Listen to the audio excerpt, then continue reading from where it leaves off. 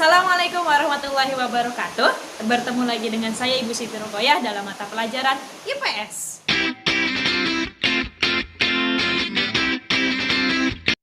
Silakan tonton cuplikan berikut ini.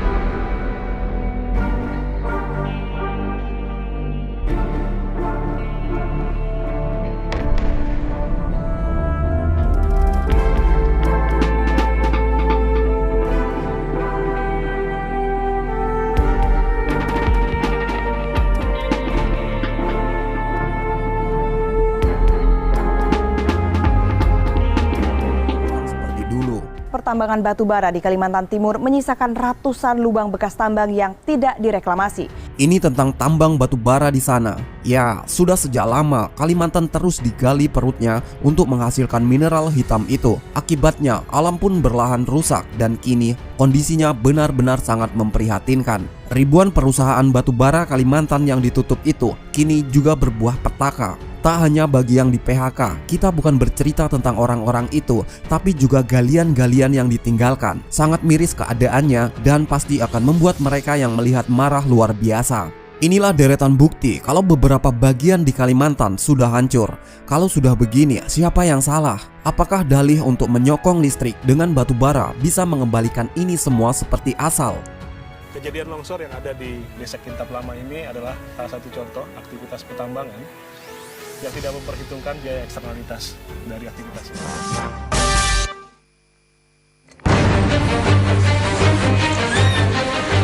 Tak mudah membuat hewan-hewan liar menjadi jinak. Sejumlah oknum pengelola sirkus yang ingin jalan cepat kerap memaksa hewan-hewannya bahkan melakukan penyiksaan.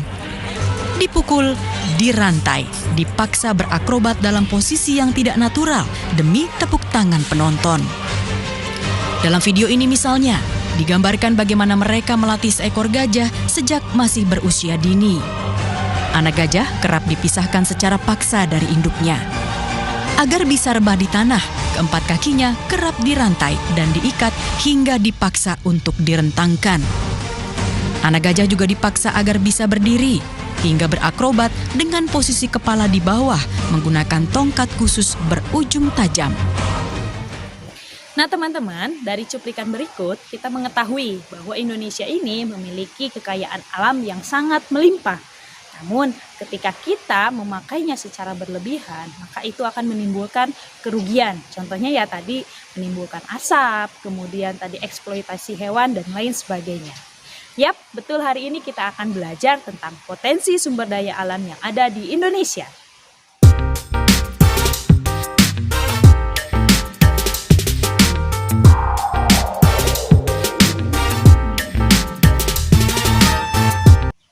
Apa itu sumber daya alam? Sumber daya alam yaitu segala sesuatu yang tersedia di alam dan dapat dimanfaatkan oleh manusia. Baik, topik yang kedua yaitu tentang jenis-jenis sumber daya alam yang ada di Indonesia. Dibagi menjadi 3. Yang pertama, jenis sumber daya alam sesuai dengan pembentukannya. Yang kedua, sesuai dengan materinya. Dan yang ketiga yaitu sesuai dengan lokasinya. Nah, sumber daya alam sesuai dengan pembentukannya dibagi lagi menjadi 2, yang ada diperbaharui dan tidak bisa diperbaharui. Yang dapat diperbaharui artinya ketika sumber daya alam yang tersedia di Indonesia itu kita gunakan dan itu sifatnya tidak akan pernah cepat habis. Contohnya yaitu ada tumbuhan, hewan, cahaya matahari, udara, dan tanah. Sedangkan sumber daya alam yang tidak dapat diperbaharui ketika kita memakai secara terus-menerus sifatnya akan cepat habis. Contohnya yaitu batu bara, minyak bumi, gas alam, kemudian emas, nikel, perak, dan lain sebagainya. Jenis sumber daya alam yang kedua yaitu sumber daya alam materi. Dibagi lagi menjadi dua, sumber daya alam hayati dan sumber daya alam non-hayati. Sumber daya alam hayati artinya sumber daya alam yang terdiri dari makhluk hidup, contohnya hewan dan tumbuhan. Sumber daya alam non-hayati artinya sumber daya alam yang terdiri dari benda mati seperti air, tanah, cahaya matahari, dan udara. Jenis sumber daya alam yang ketiga yaitu sumber daya alam sesuai dengan lokasinya. Dibagi menjadi dua, sumber daya alam secara terestrial dan sumber daya alam secara akuatik. Sumber daya alam secara terestrial artinya sumber daya alam yang ada di daratan. Contohnya ada tanah, tambang, rerumputan, dan lain sebagainya. Yang kedua, sumber daya alam akuatik artinya sumber daya alam yang berada atau lokasinya berada di perairan. Contohnya ada ikan, air, terumbu karang, dan lain sebagainya. Yang terakhir yaitu potensi sumber daya alam dan penyebarannya. Pertama ada sumber daya alam tanah, air, tambang, laut, dan hutan. Baik teman-teman, itu dia tadi penjelasan tentang potensi sumber daya alam yang ada di Indonesia. Ternyata ketika kita melihat lebih luas lagi, Indonesia ini memiliki kekayaan yang sangat melimpah, yang sangat banyak. Dan kita selama ini ternyata menikmatinya. Namun ketika kita menikmati sumber daya alam ini secara berlebihan, itu akan menimbulkan kerugian dan kerusakan bagi manusia itu sendiri.